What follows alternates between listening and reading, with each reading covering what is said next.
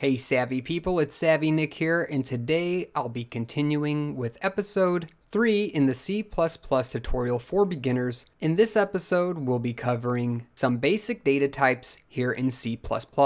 So here we have our hello world program. I'm going to get rid of this and just type in a few things in here. Actually, I don't need any of this for today. We won't be really running a program. Instead, we're just going to be going over basic data types and what data types are and how they're used in C++.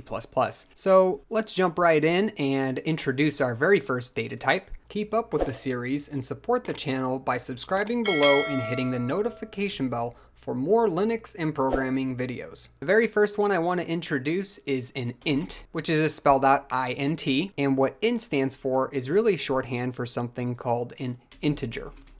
So what is an integer? An integer is just a whole value number. So a number like 1, 2, 3, and so on and so forth. You can also have negative values, so -1, -2, -3, and you could keep continuing on with that one as well. But that's really all an integer is. So really the data type here in C++ is this int, so we can define an integer inside of C++ by simply typing this. Now, why is a data type such as int important in this language? Well, that specifies to the compiler how much space you want to allocate in memory. So memory is just a place where values are stored until they are being used by the computer. So to get a little better understanding of how much memory space an int or integer takes up, we really need to know about bits and bytes. So a bit is really the smallest form of memory inside of a computer. It just represents either a 0 or a 1. So it can't really represent anything else. And at a very base level, that's what computers read, bits. Now you can have multiple bits together, which represents something. But for our case here, one bit is either going to be a 0 or a 1. But then we have something called a byte. So what is a byte? It's B-Y-T-E. A byte of data is actually equal to 8 bits. And a byte is also nice to know because it's one of those building blocks which helps you understand how memory is laid out in a sense.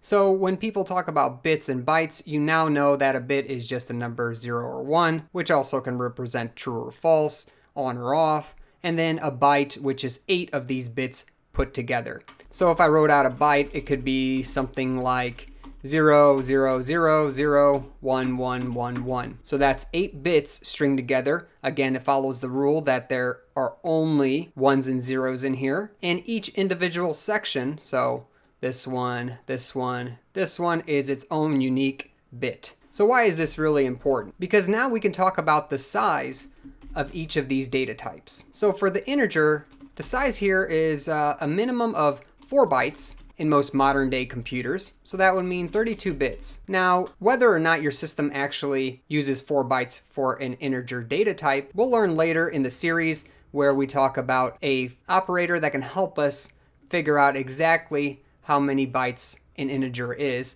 or any other data type at that. So let's keep moving on. Now that we kind of understand what bytes and bits are, don't get too tripped up on this. Mainly just understand that these data types are the way the computer can designate how much memory to go ahead and save for your program. So the next thing I want to talk about is a char. So a char is really just shorthand for character.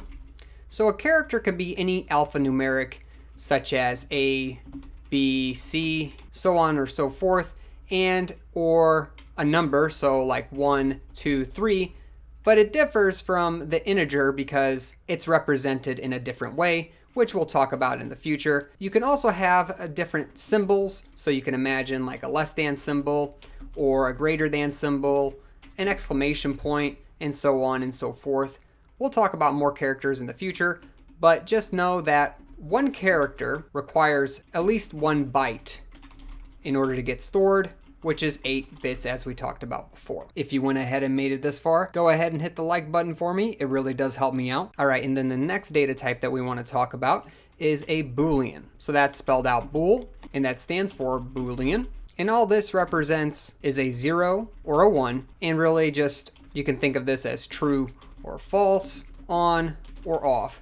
Now I did mention this before, and you would think that a Boolean would require only 1 bit at a minimum, and it does, But the problem is the way that memory addressing works.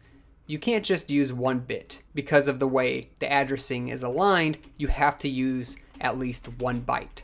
So for a Boolean value, at least 1 byte is used, or 8 bits. Moving on, let's talk about a float. So we could store integers before, numbers without decimals, but how do we store decimal numbers?